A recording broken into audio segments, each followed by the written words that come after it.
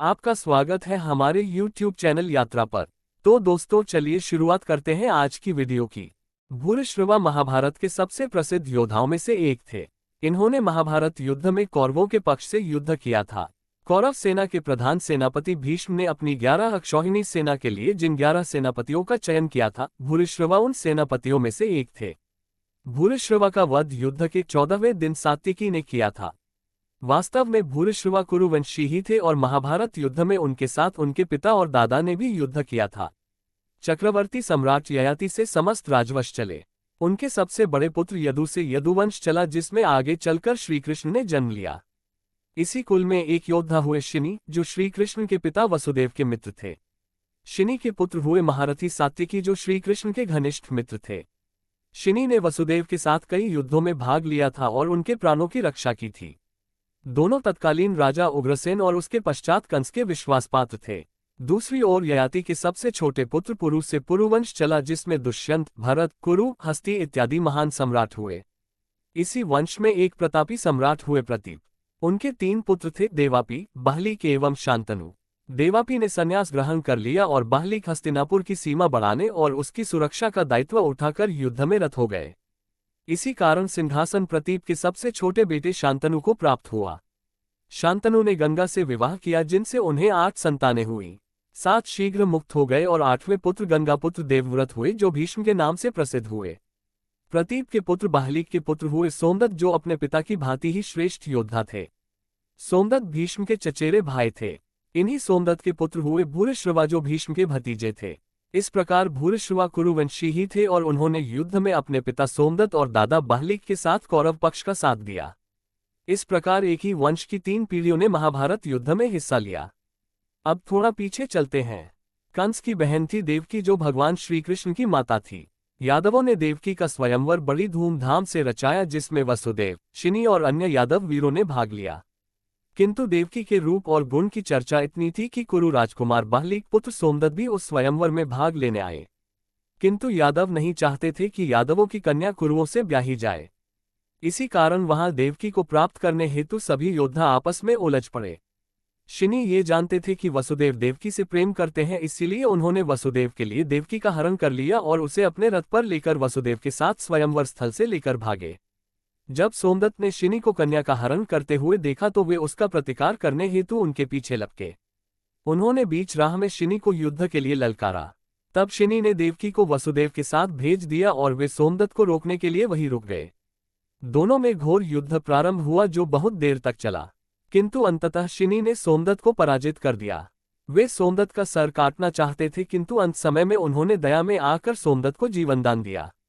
सोमदत्त लज्जित होकर हस्तिनापुर लौट आए।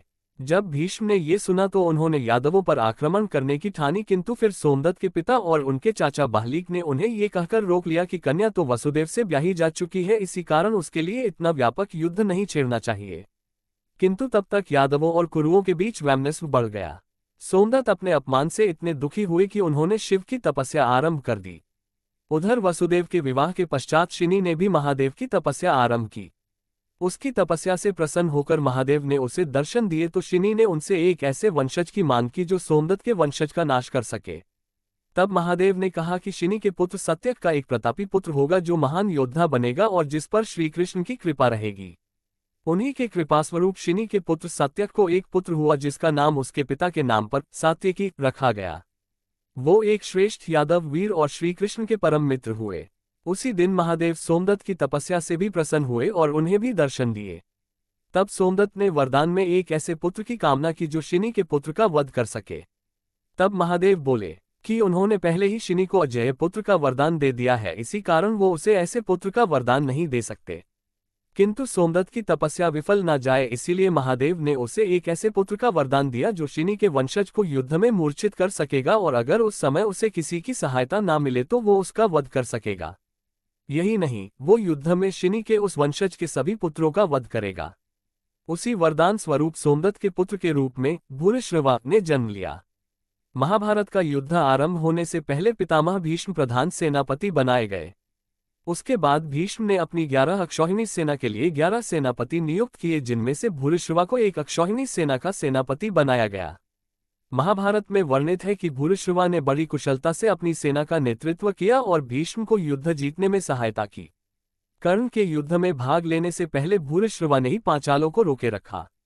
युद्ध के 5वें दिन सात्विकी के 10 पुत्र भूरिश्रवा से प्रतिशोध लेने को उससे जा भिड़े। उन 10 योद्धाओं ने एक साथ भूरिश्रवा पर आक्रमण कर दिया, किंतु वो बिल्कुल भी विचलित नहीं हुए। उनकी युद्धकला बहुत उत्कृष्ट थी और इसी कारण उन्होंने न केवल उन सभी के प्रहार रोके बल्कि केवल आधे प्रहार के युद्ध में ही उन्होंने सात्विकी के सभी 10 पुत्रों का वध कर दिया। जब सात्विकी को अपने पुत्रों के वीरगति को प्राप्त होने का समाचार मिला तो उन्हें भूरिश्रवा पर बड़ा क्रोध आया। उन्होंने ये प्रतिज्ञा की कि चाहे जैसे भी हो किंतु वो भूरिश्रवा का वध इस युद्ध में अवश्य कर देंगे। इसके बाद भी आने वाले दिनों में सात्विकी और भूरिश्रवा के बीच युद्ध हुआ, किंतु कोई निर्णय नहीं हो पाया। दोनों के बीच हुए कई युद्धों में दोनों ने एक दूसरे को पराजित किया, किंतु उन्हें एक दूसरे का वध करने का समय नहीं मिला। उधर युद्ध के 10वें दिन पितामह भीष्म शिखंडी और अर्जुन के छल के कारण धराशायी हो गए। उनके पतन के बाद दोनों पक्षों ने युद्ध के नियमों को ताक पर रख दिया। जो अधर्म पितामह भीष्म के साथ आरंभ हुआ था उसकी भेंट कई अन्य योद्धा भी चढ़े। युद्ध के 13वें दिन जब अर्जुन सप्तशंशकों से युद्ध में व्यस्त थे तब उनके पुत्र अभिमन्यु को चक्रव्यूह में फंसाकर 7 महारथियों द्वारा मार डाला गया। जब अर्जुन को इस बात का पता चला तब उसने अगले दिन सूर्यास्त से पहले जयद्रथ के वध की प्रतिज्ञा कर ली। अगले दिन प्रातः अर्जुन और श्रीकृष्ण सबसे पहले जयद्रथ को खोजते हुए कौरव सेना का संहार करते हुए आगे बढ़ने लगे। उनकी सहायता को भीम आगे बढ़े और कौरव सेना को छिन्न भिन्न कर दिया। तब कौरव सेना के सेनापति आचार्य द्रोण ने भूरिश्रवा को जयद्रथ की रक्षा करने को कहा और अर्जुन को रोकने स्वयं आगे बढ़े। तब सात्विकी आगे अड़कर भूरिश्रवा से भिड़ गए। दोनों में द्वेष तो था ही, अब भयानक युद्ध छिड़ गया। बहुत देर युद्ध होने के पश्चात अचानक भूरिश्रवा ने अपनी गदा से सात्विकी के सर पर प्रहार किया। उससे सात्विकी मूर्छित होकर वही रथ पर गिर पड़े।